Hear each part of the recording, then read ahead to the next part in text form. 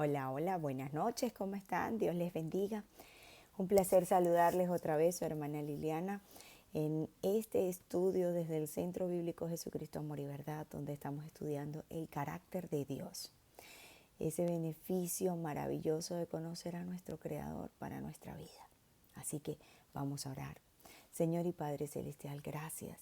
Gracias por la maravillosa oportunidad de tener el conocimiento de que tú te revelas a través de la palabra, de saber, Señor, que tú tienes el agrado de mostrarte a nosotros y de que nos permites conocerte a través de la Biblia. Hoy, Señor, sé tú dirigiéndonos a través de tu Santo Espíritu en este estudio bíblico para conocer tu omnipresencia, cómo te has revelado a la creación y todo lo que sustenta, Señor, tú te haces presente en el mundo, mi Dios. Gracias.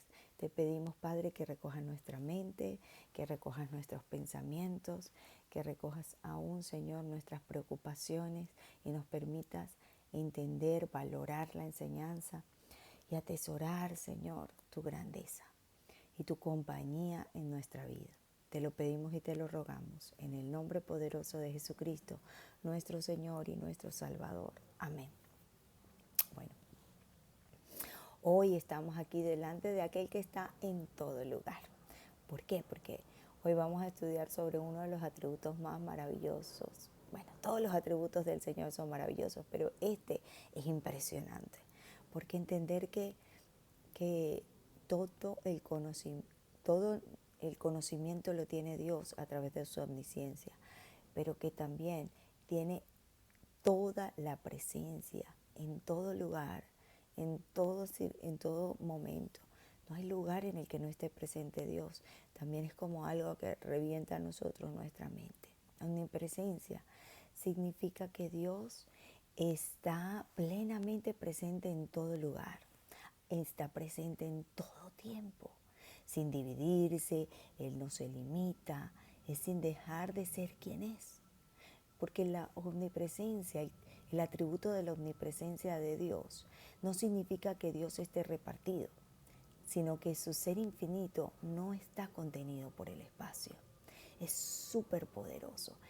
En el libro de Jeremías, del profeta Jeremías, en el capítulo 23, desde los versículos 23 y 24, el Señor se revela a sí mismo mientras está hablando, denuncia de los falsos profetas, y él dice: soy yo Dios de cerca solamente, dice Jehová, y no Dios desde muy lejos.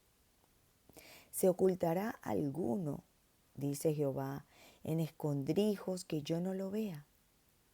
¿No lleno yo, dice Jehová, el cielo y la tierra? Aquí Dios nos está confrontando que Él llena todo, que no existe lugar neutro, que no existe vida privada, que no existe rincón donde Él no esté presente. El Señor está presente absolutamente en todo lugar. Dios revela su omnipotencia aquí en las Escrituras. Dios está donde el hombre huye. Así el hombre huya, como le pasó al rey David.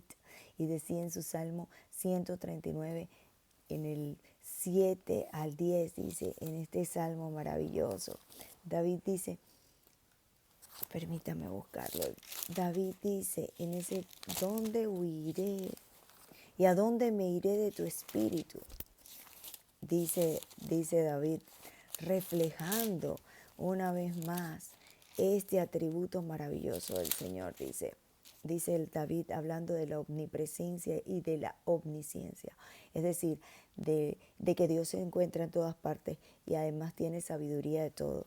Dice David allí en el versículo 7, ¿a dónde me iré de tu espíritu y a dónde huiré de tu presencia?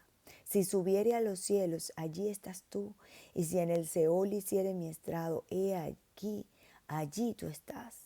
Si tomare las alas del alba y habitar en el extremo del mar, aún allí me guiará tu mano y me asirá tu diestra. El rey David entendía que la presencia de Dios se describe Y no lo estaba describiendo solo desde la comodidad, sino desde la conciencia plena de ser conocido, de que él era conocido por Dios. David estaba diciendo esta verdad súper clave. Estaba diciendo, no hay huida posible de Dios, ni para irse al cielo, ni por lo muy profundo, ni en algo que esté muy oscuro. El Señor, no hay lugar.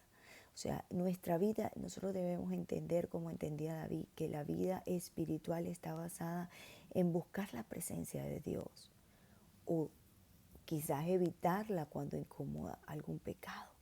Pero no hay lugar en el que Dios no pueda observarnos, no pueda vernos. De hecho, es tan así que nosotros debemos entender, porque Dios nos lo permite y nos lo revela, que Él está en todo lugar. Él está en medio incluso de nuestras aflicciones. El profeta Daniel en su libro nos describe cuando él estaba allí en el Daniel en el 3:25 y entró en el pozo, en el, en el, en la cueva aquí, que lo lanzaron con los leones. Y allí David dice, yo veo 4 varones, se asoman y dicen, yo veo 4 varones cuando está David en el foso de los leones. Y dice, se asoman a ver, porque para mirar si ellos estaban ahí, decía, yo veo cuatro varones sueltos. Al aspecto y el aspecto del cuarto es semejante al Hijo de los dioses. Vamos a buscarlo aquí en el libro de Daniel. Vamos a buscar el libro de Daniel. Esto es narrando lo que estaba pasando. A ver, permítame un momento, vamos a buscarlo. Si alguno no conoce la historia de lo que estaba pasando en ese momento, en el libro de Daniel, este profeta, cuando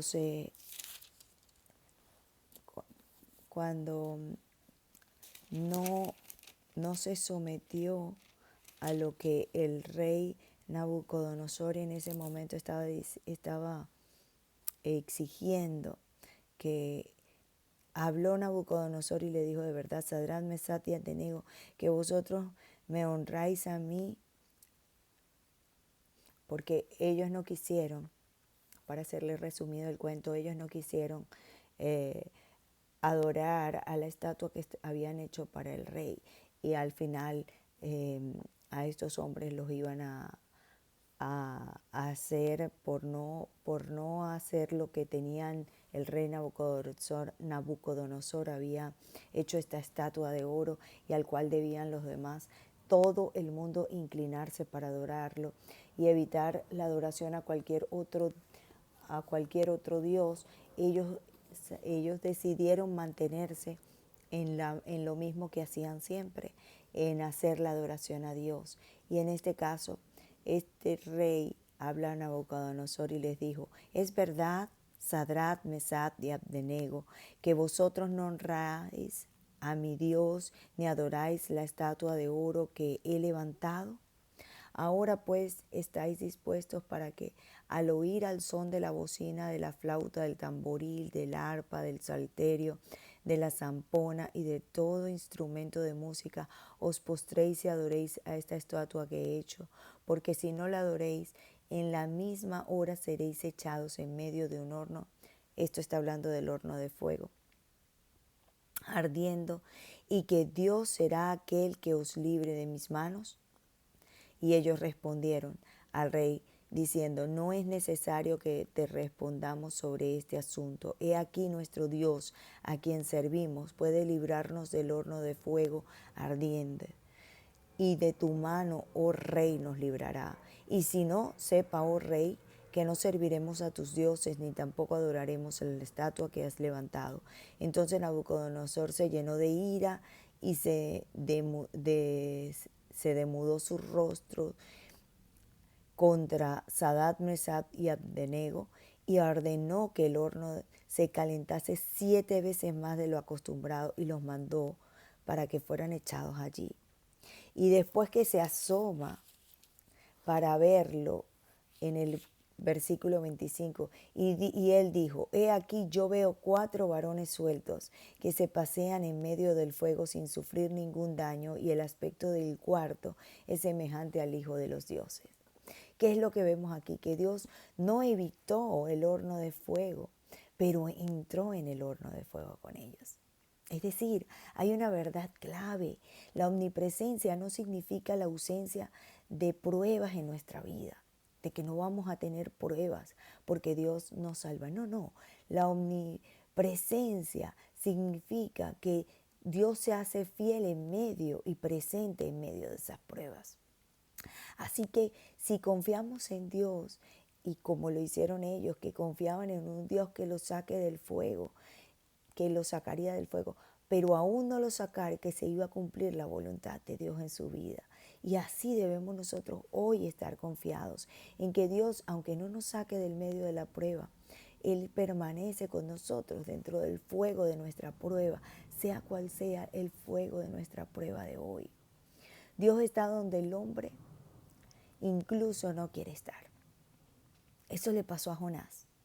El profeta Jonás se levantó para huir de la presencia del Señor cuando el Señor lo mandó a ir a predicar a Nínive.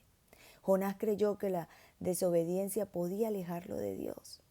Que quizás pensó y dijo, no, pues no, me voy, la omnipresencia quería desmentirla porque quería huir de Dios. Pero la verdad es que no podemos escapar de Dios. Lo que sí podemos es resistirlo, como lo resistió Jonás. Pero la pregunta no es si Dios está con nosotros, sino si nosotros estamos alineados a Dios. Porque realmente, aunque nosotros, si no estamos alineados a Dios, lo que hacemos es que nos resistimos a Dios. Pero la presencia de Dios sigue igual.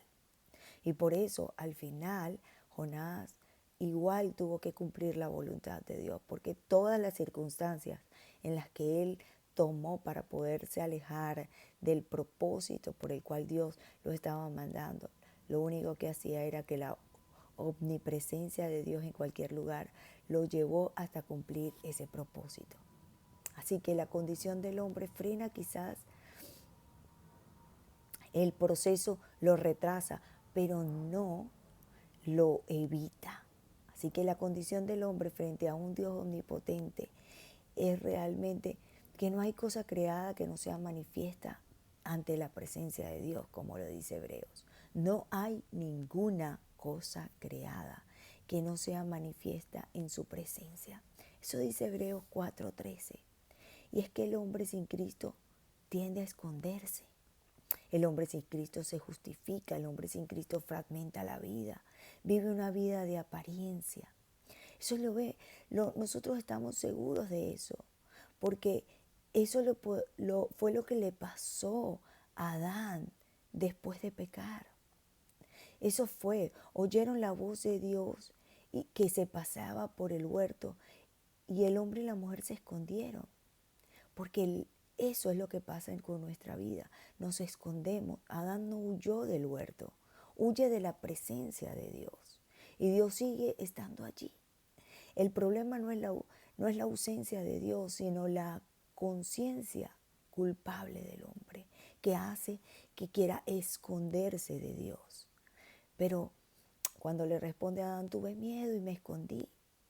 Pero la realidad es que hoy día un hombre sin Cristo pasa lo mismo que hacía con Adán. Quizás no nos escondemos físicamente porque es imposible, pero tendemos a escondernos como orando menos. Porque el hombre cuando peca, cuando el ser humano peca, no solamente ora menos ante esconderse a Dios, sino que tiende a evitar la palabra, no la queremos leer tampoco. ¿Por qué? Porque la palabra nos trae confrontación. Hay una distancia en la comunión. Hay un distanciamiento en querernos congregar.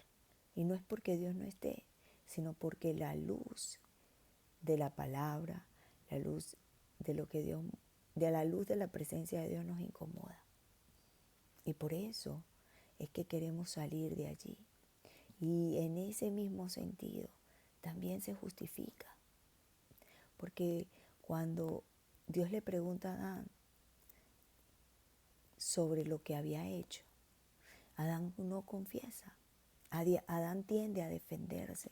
La mujer que tú me diste de compañera me dio de ese árbol. Adán culpa a la mujer. Implícitamente culpa a Dios. La mujer que tú me diste es lo que le dice. Tienden a no asumir la responsabilidad. Y eso no solamente le pasa a Adán, también nos pasa a nosotros hoy. Cuando no tenemos a Dios, a Cristo, tendemos a decir, bueno, es que yo soy así. Dios, entiéndeme porque esa es mi naturaleza. O sea, no decimos, no, pero es que eso no es tan grave. Otros hacen cosas peores. Esa es la justificación que reemplaza o quiere reemplazar el arrepentimiento. Debemos aprender a tener sensibilidad ante esos detalles, porque así mismo fragmenta la vida. Lo que hace es fragmentar nuestra vida, porque antes de pecar, Adán y Eva no tenían división. No había vergüenza, no había área oculta, no había nada que Dios no pudiera ver. Ellos eran transparentes con Dios. Sin embargo, después de pecar, cosieron hojas de higuera y se hicieron delantales, dice la palabra. Adán crea una versión cubierta de sí mismo, una pantalla, una parte que deja visible y una parte que quiere esconder. Eso nos pasa hoy a nosotros también cuando vivimos sin Cristo, cuando vivimos sin Dios. Vivimos una vida espiritual y otra vida privada. Una vida secreta y una vida los domingos. Pero Dios no habita en los fragmentos. Dios no vive de una fe no desconoce nuestra fe a pesar de que nosotros pongamos apariencias, no. Adán permanecía ahí en el huerto. Adán no se declara ateo, no dice, no, yo no creo en Dios, no niega a Dios, no. Sigue cerca de lo sagrado, pero está lejos del corazón. En el corazón de él está lejos de Dios. Hoy mismo nos pasa a nosotros. Quizás vamos a la iglesia, pero estamos sin Cristo. Quizás sabemos muchos versículos, quizás hablamos de Dios, pero no permitimos que ser rendidos ante Él. No permitimos que Él viva en nosotros. No permitimos que transforme nuestra vida. No vivimos en una real comunión. Por eso es que Dios dice, este pueblo de labios me honra, pero su corazón está lejos de mí. Adán se esconde, pero Cristo sale al encuentro. Dios sale al encuentro. Adán se justificó y Dios tomó la culpa. Y agarró a esos corderos, que era la representación de Cristo, y los sacrificó para vestir de pieles a Adán y Eva, para cubrir la culpa, el pecado. Adán la intentó cubrir con hojas de higuera, pero Dios las cubrió con la sangre de esos corderos, que sacó las pieles y los permitió a ellos cubrir, que es una representación de Cristo hoy. Adán fragmentó su vida, haciendo una división de una apertura completa con Dios y de unas medias verdades. Pero Cristo restaura la comunicación total. Si Dios está en todas partes, entonces no podemos nosotros escondernos, no necesitamos justificarnos, no podemos vivir divididos. No puede seguir siendo una vida fingida. La única salida es venir a la luz. Si andamos en la luz, tenemos comunión. Cuando en la primera carta de Juan 17 dice eso, si nosotros estamos en la luz, tenemos comunión. Y tenemos que entender eso, que el pecado no nos aleja de la presencia de Dios, nos aleja de la comunión con Dios. Porque de la presencia no nos podemos alejar, porque Dios está presente en todos lados. De hecho, existimos porque estamos en la presencia de Dios. Querramos o no querramos, estamos en la presencia. porque Dios es el que sustenta todo. Todo se sustenta por medio de Él y para Él. Así que esa es nuestra realidad. El hombre rendido vive consciente, camina en verdad, abandona lo que es la hipocresía, descansa en la gracia de Dios.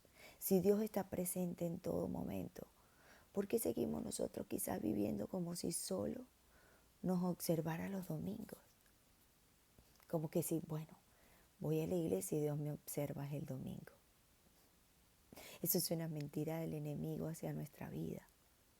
Cristo revela la omnipresencia de la presencia de Dios. Cristo no solamente nos muestra lo que pasó en el Edén, sino se revela lo que es ahora. Porque la omnipresencia no se diluye, se encarnó. El Verbo se hizo carne, dice la palabra, y habitó entre nosotros. Jesús no deja de ser Dios al hacerse hombre. No, Él se acerca a la presencia infinita de Dios al corazón humano. Dice, yo estoy con ustedes todos los días hasta el fin del mundo. Es esa maravilla que hoy nosotros debemos entender. Es un plan perfecto revelado. Dios no solo está en todo lugar. Dios decide habitar en el creyente por medio del Espíritu Santo, cuando le damos cabida. Porque eso es lo que nos dice 1 Corintios. Pablo en el capítulo 3, verso 16 decía, ¿no saben ustedes que son templo de Dios? Ese es el beneficio de conocer este atributo. Que nos produce temor, pero un temor reverente, no un miedo paralizante, sino una reverencia viva,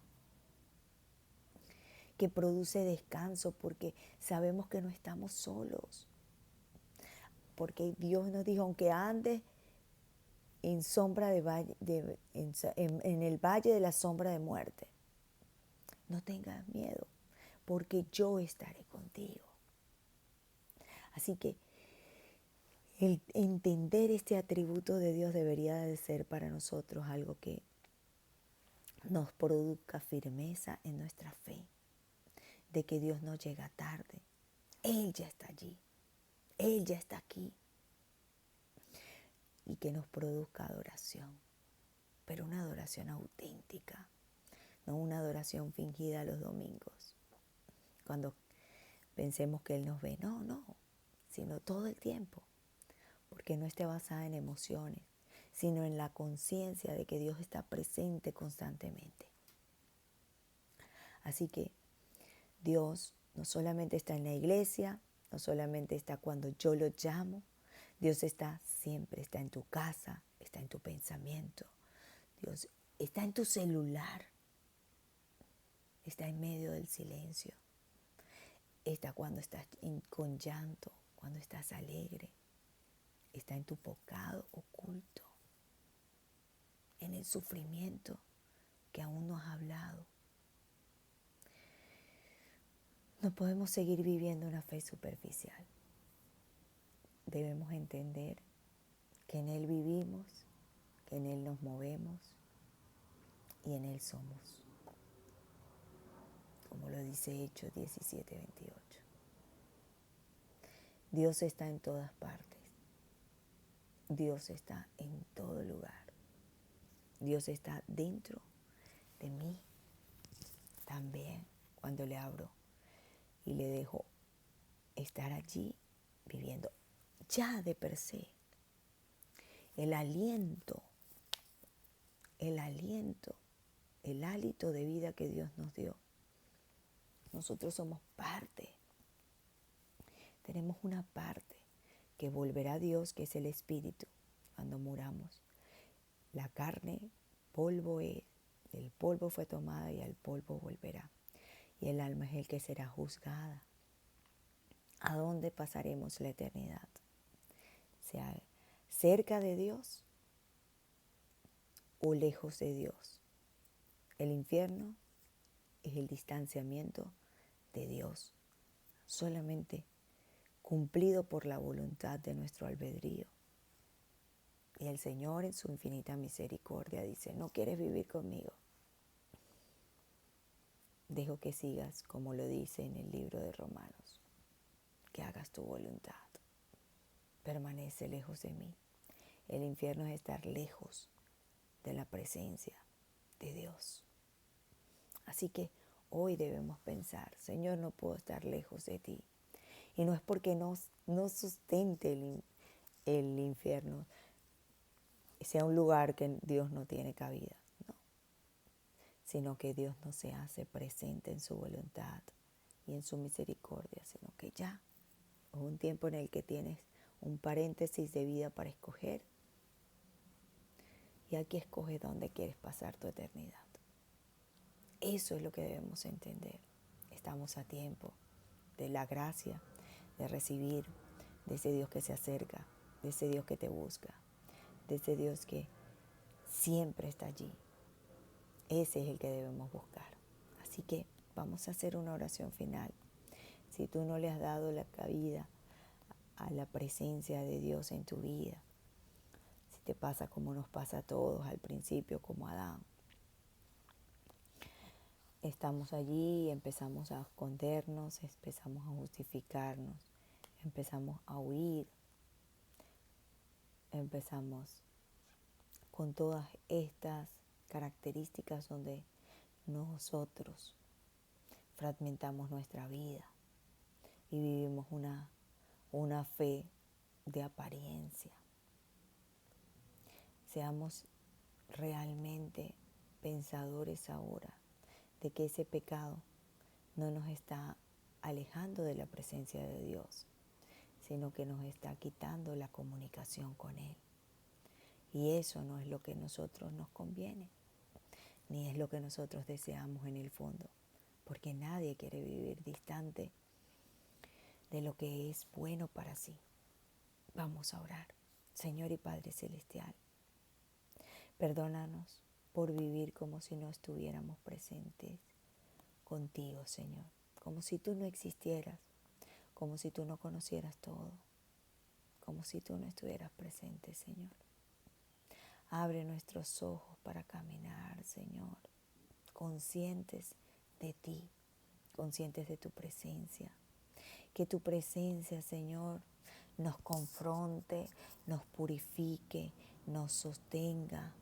Ay, Señor amado, que tu presencia se haga entendible en nuestra vida. Te rogamos, Dios, que aumentes nuestra fe en el Señor Jesucristo.